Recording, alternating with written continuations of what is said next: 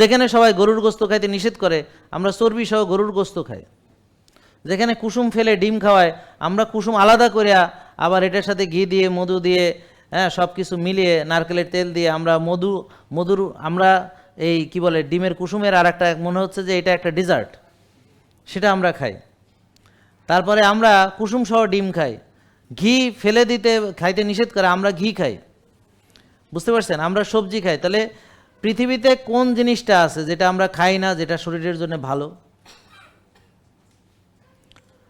তাইলে আল্লাহর দেওয়া প্রকৃত খাবার খেলে আপনি প্রকৃতভাবে, সুন্দরভাবে, সুস্থভাবে গঠিত হবেন।